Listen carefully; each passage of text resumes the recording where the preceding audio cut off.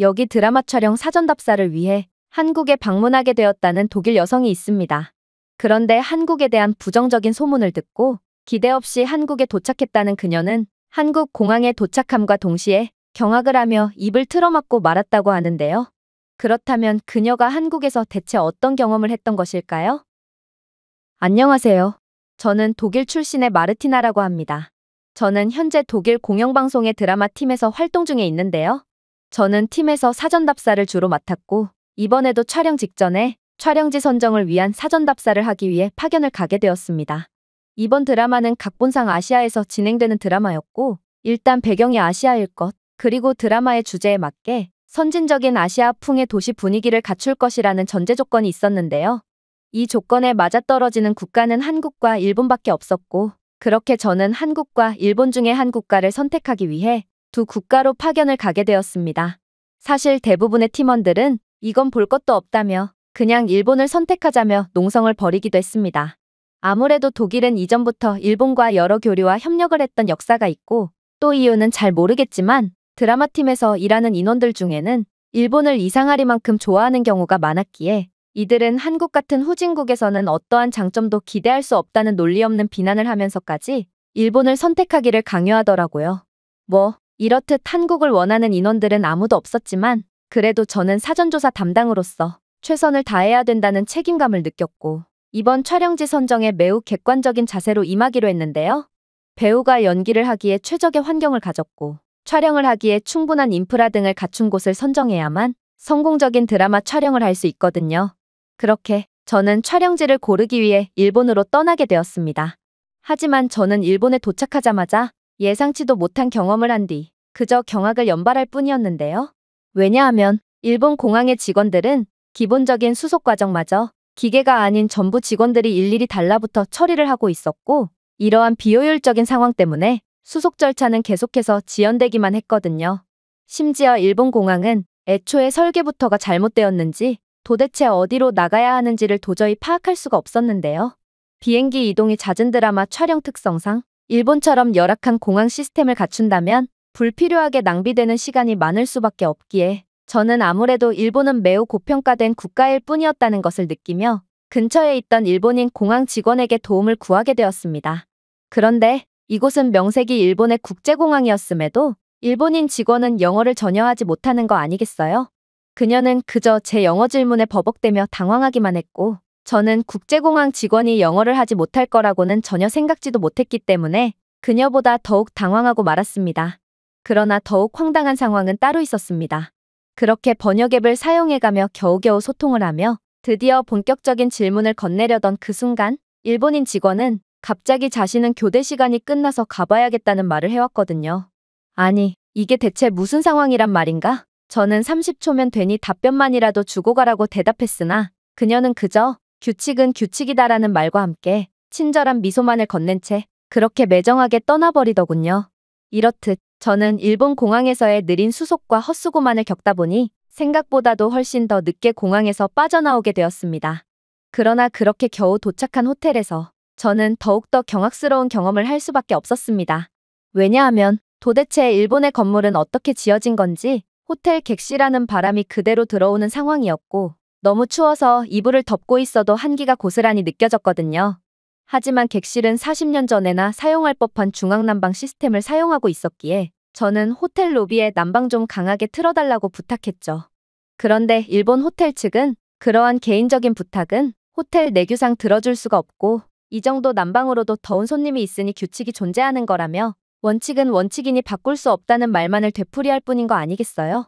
일본 호텔 내부는 밖보다 아니 더 추울 정도로 바람이 그대로 들어왔음에도 이들은 난방비를 아끼기 위해 손님 핑계를 대며 억지를 부려댔고 그렇게 저는 제대로 된 것이 하나도 없는 일본의 모습에 학을 떼며 가져온 모든 옷을 껴입고 억지로 잠을 청해야 했습니다. 이건 도저히 용납할 수가 없는 상황이었어요. 제가 묵은 숙소는 일본에서 꽤 유명하다는 곳이었기도 했고 일본의 숙소 상태나 시스템이 이 정도라면 배우들은 무조건 감기나 컨디션 저하로 인한 피해를 받을 수밖에 없고 그렇게 된다면 드라마 촬영은 거기서 끝이거든요. 팀원들은 어떻게 이런 나라를 추천할 수가 있는지 저는 이들의 좁은 시야에 한숨을 내쉴 뿐이었습니다. 아무튼 그렇게 다음 날 저는 결국 감기가 걸린 채 최악의 컨디션으로 일어나게 되었죠. 이 밖에도 저는 아직까지도 동전을 사용하며 최신 기술 자체가 아예 존재하지 않는 발전 없는 일본의 모습을 직접 경험할 뿐이었는데요. 결국 만약 촬영지를 일본으로 결정하게 된다면 드라마는 그야말로 각종 불편사항으로 인해 쪽박을 치게 될 것이고 저는 이번 실패에 대한 책임을 물어야 된다는 확신에 가까운 감정을 느끼게 되었습니다. 그래서 저는 일본의 치를 떨며 즉시 한국으로 떠나기로 결정했죠. 그러나 그렇게 일본의 지하철을 탑승한 채 한국으로 가는 공항으로 향할 때 저는 충격적인 사건을 겪게 되었습니다. 바로 저는 지하철에서 깜빡 잠에 들고 말았는데 일어나 보니 앞이 전혀 보이지 않았거든요. 그리고 저는 이러한 황당한 상황에 처한 지 얼마간의 시간이 지나서야 누군가 제가 자는 사이에 안경을 훔쳐갔다는 사실을 인지하게 되었습니다. 아니, 안경을 훔쳐가다니. 소매치기 등의 경범죄가 일상화된 독일에서도 쓰고 있는 안경을 훔쳐가는 황당한 일 따위는 일어나지 않는데요.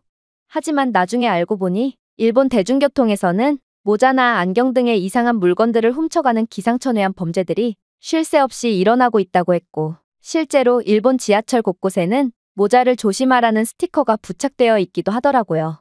그러나 문제는 저는 안경 없이는 한 치 앞도 볼 수가 없는 거의 준 장님 수준의 시력을 갖고 있었다는 것입니다.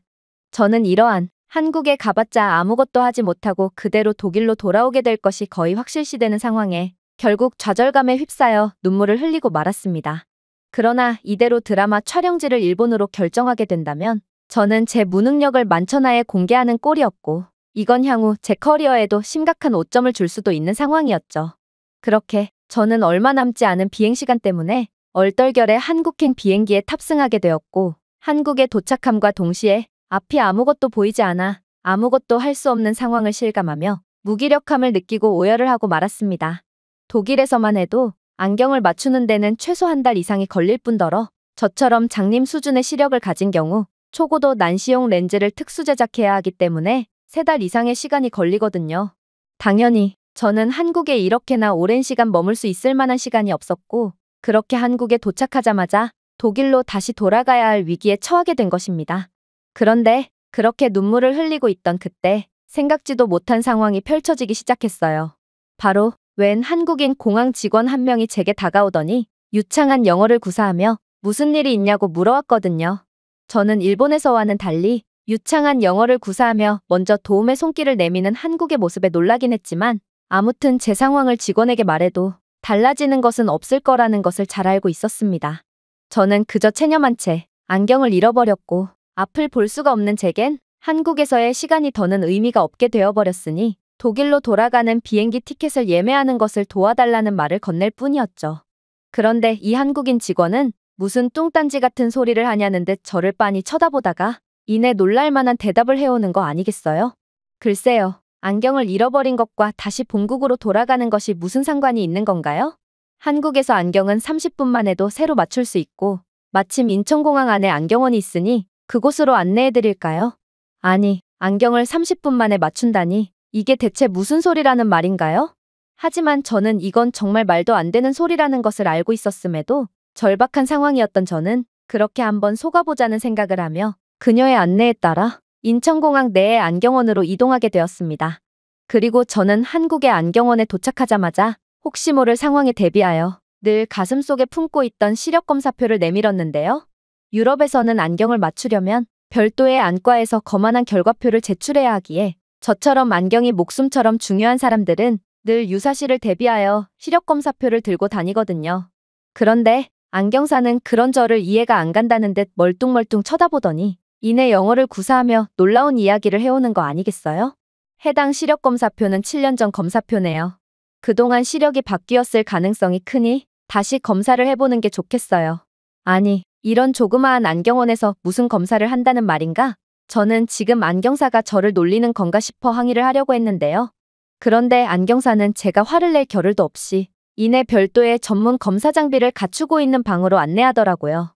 그리고 순식간에 제 시력을 검사하더니 이내 충격적인 말을 해오기 시작했죠. 당신의 시력은 좌우가 반대로 측정된 상태네요. 도대체 누가 이런 형편없는 검사를 한 거죠? 이런 기본적인 검안 과정에서조차 실수를 하다니 정말 수준 낮은 곳에 가셨던 것 같네요. 저는 독일의 전문적인 안과에 가서 검사를 한 거였지만 독일의 기술 수준이 하도 열악한 탓에 좌우 시력을 반대로 측정해버리는 정말 어처구니 없는 결과를 내버렸던 거였습니다. 그러나 한국은 그저 조그마한 안경원에서조차 전문적인 장비를 통해 정확한 시력 검사를 해버리다니 저는 기본적인 부분부터도 수준이 다른 한국의 모습에 감탄을 할 뿐이었습니다. 하지만 가장 충격적이었던 점은 따로 있었어요. 한국인 안경사는 시력 검사표를 보고 표정을 연신 찡그리더니 이내 이 정도 시력은 여러 전문적인 과정을 거쳐 렌즈를 제작해야 하므로 조금 오래 기다려야 할 거라며 겁을 줬거든요.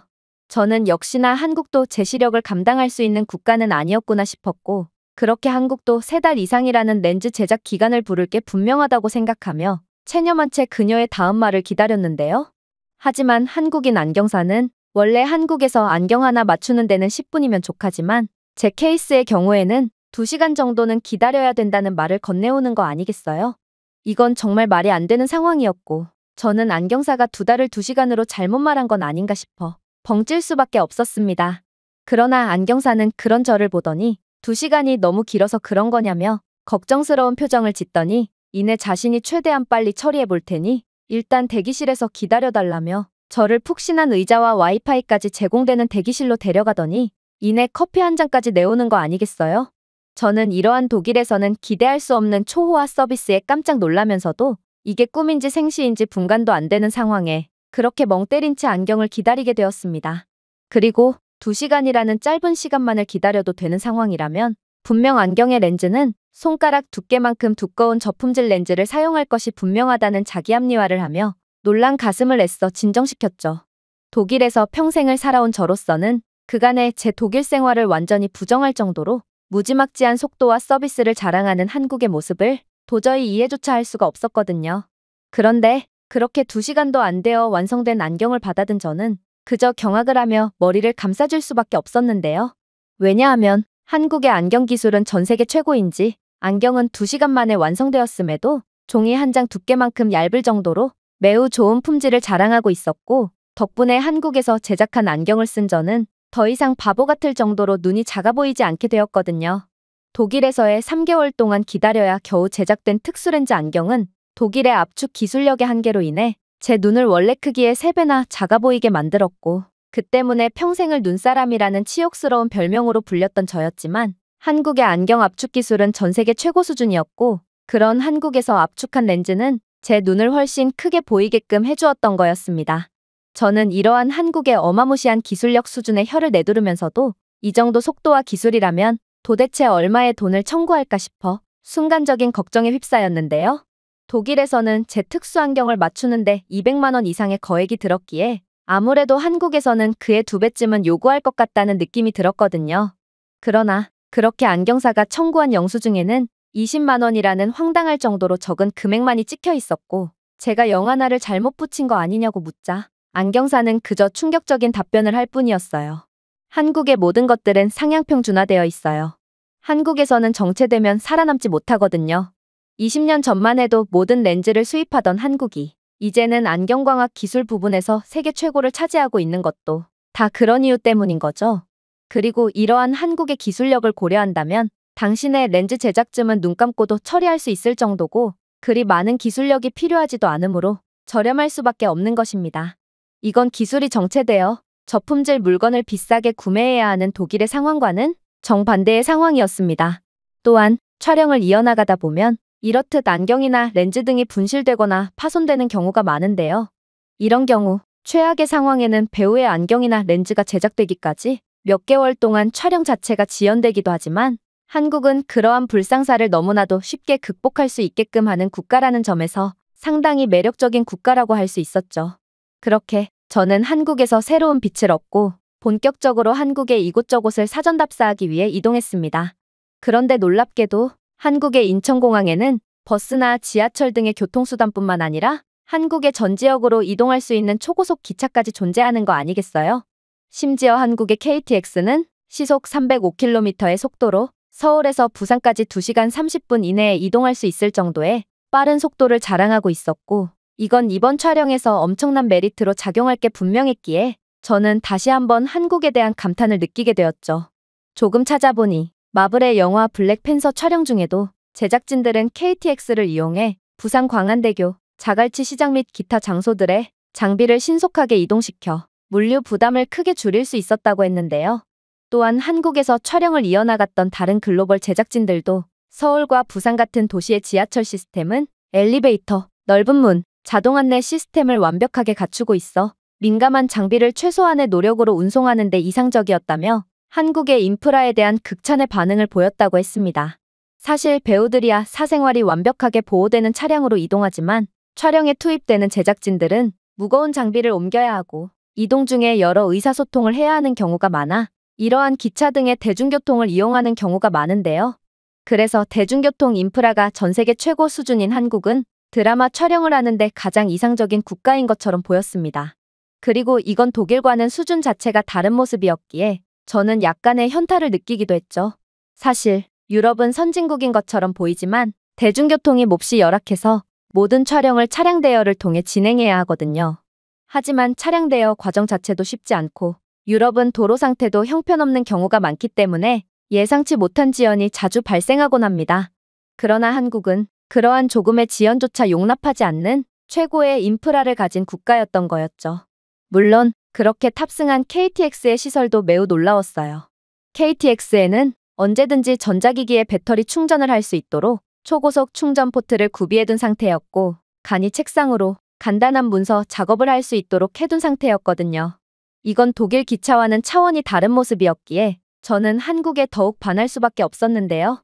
사실 독일 기차에는 배터리 충전 시설 따위는 기대할 수조차 없을 뿐더러 심지어 한국에서는 많은 사람들이 문서 작업을 하는 카페에서조차 콘센트를 함부로 이용할 수 없거든요. 독일 카페에서는 직원에게 팀 명목으로 1유로 이상을 지불하지 않을 경우 콘센트를 함부로 이용했다간 전기도둑 소리를 듣고 그대로 쫓겨나 버리기 때문입니다. 한국은 카페는 물론이고 대중교통에서조차 전자기기의 배터리를 무료로 충전할 수 있게끔 되어 있지만 독일 및 유럽은 기본적인 인프라 및 서비스 수준 자체가 다르다는 것이죠. 또한 기차의 널널한 좌석 배치는 한국은 극한의 이익을 추구하기보다는 승객들의 편의성을 더욱 배려한다는 것을 여실히 느끼게 해주었는데요. 독일에서는 극한의 이익을 위해 기차 좌석 공간을 닭장처럼 촘촘하게 구성해 놓았기에 승객들은 서로 살을 맞대면서 이동을 해야 하는 게 현실이고 이로 인한 불쾌지수 상승으로 손님들끼리 주먹 다짐하는 경우도 꽤 자주 일어나거든요. 하지만 한국의 널찍한 좌석 간격은 그러한 불상사를 미연에 방지하고 있었죠. 물론 한국인 승객들은 상당히 매너 있는 사람들이었다는 것도 만약 한국에서 촬영을 시작한다면 촬영은 변수가 일절없이 순조롭게 진행될 거라는 것을 확신할 수 있게 하는 요소 중 하나였는데요.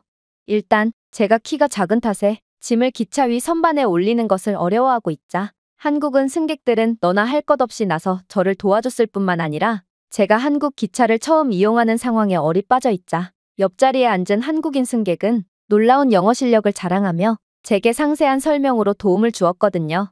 심지어 이동 중에 한국에 온 것을 환영한다며 음료수를 건네는 한국인 승객도 있던 것으로 봐서 저는 한국은 아직도 과소평가된 최고의 국가임을 곧바로 인지할 수 있었죠. 드라마를 촬영할 때면 은근히 현지 시민들과 부딪힐 일이 많은데 한국처럼 시민의식 수준이 매우 높고 착한 사람들이 사는 국가라면 상당히 큰 메리트로 작용할 게 분명했거든요. 한국에서는 독일처럼 작은 소음에도 곧바로 경찰이 출동하고 심지어 소정의 이용료를 내놓지 않는다면 촬영을 방해하겠다며 돌까지 던져대는 사람은 절대로 없을 테니 말입니다. 아무튼 그렇게 저는 한국에서 감탄을 연발하며 부산에 도착하게 되었습니다. 그런데 문제는 한국에서의 모든 일정이 너무나도 일사천리로 진행된 나머지 저는 예정보다도 훨씬 일찍 부산에 도착했다는 것입니다. 그 말인즉슨 저는 체크인 시간보다 훨씬 일찍 숙소에 도착하게 되었다는 거였죠. 하지만 저는 개인적인 짐뿐만 아니라 각종 무거운 방송국 장비들까지 짊어지고 있었기에 도저히 남은 체크인 시간 동안 밖에서 기다릴 엄두가 나지 않았는데요. 특히나 저는 일본에서 너무나도 추운 생활을 한 나머지 약간의 몸살 기운까지 있었기에 더더욱 추운 바깥에서 체크인 시간까지 기다릴 수가 없었죠. 결국 저는 몰래 숙소 로비로 들어갔고 로비 구석진 곳에 자리를 잡고 조용히 대기를 하게 되었습니다. 제가 이렇게까지 노심초사했던 이유는 일본은 규칙에는 융통성이 아예 없는 태도를 보였고 저는 예약한 식당에서 5분 먼저 도착했다고 식당 밖으로 쫓겨나기까지 했던 경험이 있기 때문입니다. 처음에는 분명 식당 내부에도 기다릴 수 있는 공간과 자리가 충분했음에도 그저 식당 밖으로 등 떠밀렸던 저지만 제가 일본어를 하나도 못한다는 걸 알게 된 식당 주인은 저보고 일본에 대한 최소한의 존경심도 없는 예의 없는 외국인이라는 번역을 내밀더니 제 예약을 임의로 취소시켜버렸거든요. 물론 한국인들은 매우 친절한 사람들이 맞긴 했지만 그래도 한국과 일본은 지리적으로 가깝다는 유사성이 있고 이 말은 한국인들도 일본인들처럼 규칙에는 일체의 융통성도 갖지 않는 사람들일 수도 있다는 소리였기에 저는 그렇게 처절한 기다림을 선택했던 거였죠. 제가 만약 숙소에 일찍 들어왔다는 사실을 들키게 된다면 저는 감기에 걸린 채로 무거운 짐들과 함께 쫓겨나게 될 테니까 말입니다. 그런데 그렇게 기다림을 이어가던 와중 제게는 도저히 믿지 못할 충격적인 상황이 벌어지게 되었습니다. 바로 숙소 주인으로 보이는 한국인 아주머니 한 분이 구석지에 웅크리고 있는 저를 눈치챘는데 그녀는 도대체 왜 여기서 이러고 있는 거냐고 말하는 듯한 한국어를 구사하며 저를 손바닥으로 마구 때리기 시작했거든요. 저는 그녀 또한 저를 내쫓으려는 건가 싶어 엄청난 좌절감을 느꼈는데요. 하지만 번역 앱을 통해 그녀와 대화를 해본 결과 저는 크게 놀랄 수밖에 없었습니다. 그녀는 체크인까지 2시간이나 남은 상황이었지만 피치 못한 사정이 있으면 자신에게 말을 할 생각을 해야지 그렇게 불쌍하게 있으면 되냐며 마침 청소를 끝낸 방이 있으니 추가금 없이 일찍 입실하게 해주겠다는 말을 건네왔거든요. 심지어 한국인 아주머니는 몸을 덜덜 떠는 저를 보고 혹시 감기에 걸린 거냐며 얼굴은 또 왜 이렇게 꾀죄죄한 거냐며 저를 마치 딸처럼 대해주며 지속적인 관심을 주셨는데요. 얼굴이 꾀죄죄한 것은 감기와는 아무런 상관이 없이 그냥 꾀죄죄한 것이긴 했지만 아무튼 저는 아주머니에게 일본에서 있었던 일을 전부 말하게 되었고 제 상황에 한국인 아주머니는 저 대신 화를 내주기까지 하더라고요. 웬만하면 체크인 시간을 맞춰주는 게 좋지만 어떻게 들어온 손님을 내쫓을 수가 있어? 여기서 기다리고 있어봐. 내가 금방 약을 가져올게. 그러면서 아주머니는 정말로 따뜻한 한국 전통차 한 잔과 감기약까지 내오셨는데요. 아니, 독일에서는 약국 자체를 거의 찾아볼 수 없고 또 약은 상상을 초월할 정도로 비싸서 기본적인 상비약 하나 구매하려면 1시간 이상 도시 중심부로 나가야 할 뿐만 아니라 상당한 비용까지 드는 게 현실인데 어떻게 아주머니는 3분 만에 약을 구해오실 수가 있단 말인가요? 저는 이러한 믿기지 않는 상황에 벙찔 뿐이었어요. 심지어 독일에서는 숙소값보다 상비약이 더 비싸므로 제게 이러한 감기약을 제공한다면 이건 아주머니는 오히려 방을 내주고도 손해를 보는 꼴이 되는데요. 그런데 그렇게 의문을 표하는 제게 아주머니는 눈이 휘둥그레질 만한 이야기를 너무나도 당연하다는 듯 해오더라고요. 그게 무슨 소리야? 한국에서 상비약쯤은 근처 편의점에서도 구매할 수 있는걸? 그리고 한국에서 상비약은 과자 하나 값으로도 충분히 구매할 수 있어. 한국은 병원 및 약국 인프라가 전 세계에서 가장 뛰어난 나라거든. 그녀의 말에 저는 이젠 놀라기도 지쳐 두 눈을 지그시 감을 뿐이었습니다. 한국은 그야말로 완벽한 국가였으며 심지어 이건 부상의 상황이 잦을 수밖에 없는 촬영 현장의 특성에도 상당한 이점으로 작용하는 부분이었거든요. 독일에서는 촬영 중 부상자라도 나오는 순간 기본적인 약을 구매하고 오는 데만 반나절이 걸리니 그날 촬영은 완전히 망한 셈이 되지만 한국은 놀라운 인프라를 통해 그러한 불상사를 사전에 막아주는 국가였던 거였죠. 그렇게 저는 한국이야말로 절대로 놓치지 말아야 하는 국가임을 확신했고 일본과는 차원이 다른 바람을 완전히 막아주는 숙소의 따뜻한 온돌바닥에서 3초 만에 잠에 들어버렸는데요. 심지어 저는 아주머니가 미쳐 나가기도 전에 잠에 들었기에 아주머니는 저를 위해 문을 닫아주기까지 하셨습니다. 결국 저는 한국에서의 더할 나위 없는 사전 답사를 마쳤고 독일로 돌아오자마자 팀원들에게 한국이 아니면 안 된다는 통보를 하게 되는데요. 물론 일본에 미쳐있던 동료들의 불만이 폭주했지만 저는 그들에게 논리적인 이유를 들이밀며 한국행을 뚝심 있게 밀어붙였습니다. 그리고 촬영지를 일본으로 정한다면 드라마는 망할 수밖에 없다며 일본은 변수가 너무나도 많은 불완전한 국가였지만 한국은 완벽한 국가였다며 쐐기를 박았죠. 그렇게 제 강력한 주장으로 한국행이 정해지게 되었습니다. 그리고 한국을 선택한 덕분에 저희는 지금까지 거의 완벽에 가까운 촬영을 이어나가고 있죠. 한국에는 세련된 고층 빌딩, 네온라이트 거리, 현대적이고 공상과학적인 환경을 엿볼 수 있는 완벽한 미래지향적인 분위기를 자랑하는 멋진 도시 풍경이 존재했을 뿐만 아니라 아름다운 다리와 조명이 비치는 경로가 있는 한강은 밤장면, 로맨스 또는 액션 시퀀스의 완벽한 배경을 제공했거든요. 또한 경복궁과 창덕궁, 그리고 북촌과 같은 장소에서는 한국의 풍부한 역사를 엿볼 수 있어 동양풍의 상황을 보여주는 장면에 이상적이었습니다. 물론 자연의 아름다움도 빼놓을 수 없죠.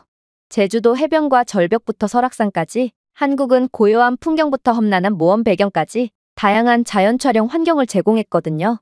고속 인터넷 및 인터넷 연결성은 전 세계에서 단연 1등이었습니다.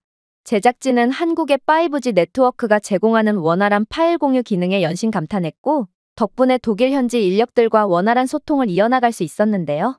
2억 마일리 떨어져 있는 독일 현지 팀과 실시간으로 4K 영상을 업로드하고 공유할 수 있는 환경을 제공하는 건 오직 한국만이 보여줄 수 있는 모습이었고, 결국 저희는 한국 덕분에 높은 효율성을 유지하며 촬영에 박차를 가할 수 있었습니다. 하지만 모두가 입을 모아 감탄을 하는 부분은 따로 있었습니다. 그건 바로 한국의 치안이었죠. 저희는 서울 동대문 디자인 플라자에서 야간 장면을 촬영하게 되었는데, 제작진들은 하나같이 입을 모아 한국에 대한 극찬을 아끼지 않았거든요. 새벽 3시에도 다음 장면을 설정하는 동안 비싼 카메라와 장비를 방치할 수 있다니, 이건 도저히 보고도 믿기지가 않아. 독일이었다면 그 즉시 모든 장비들을 강탈당했을 거야. 물론 한국인들은 저희에게 기꺼이 협조를 해주었고, 일부 농부들은 일출 촬영을 위해 사유지에 접근할 수 있는 기회를 제공했을 뿐더러 현지 레스토랑은 저희 팀을 수용하기 위해 영업시간 이후에도 영업을 계속하는 등 다른 나라에서는 절대로 볼 수 없는 환대를 베풀어 주었는데요. 그야말로 한국은 최고였고 저희에게 믿기지 않는 기회를 선사해 주었던 것입니다. 세상 까탈스럽기로 유명한 몇몇 배우들마저 한국의 환경에 연신 감탄하며 극찬을 아끼고 있지 않을 정도니 한국이 얼마나 대단한 국가인지는 말해봤자 입만 아플 지경인 것 같은데요. 저는 진심으로 한국에서 이대로 눌러 살고 싶다는 생각까지 하고 있을 정도로 한국은 모든 것을 가진 국가였습니다. 제가 준비해온 내용은 여기까지입니다. 끝까지 시청해주셔서 진심으로 감사드리며 여러분들의 구독과 좋아요, 알림 설정은 영상 제작에 큰 힘이 됩니다. 이상 세모튜브였습니다.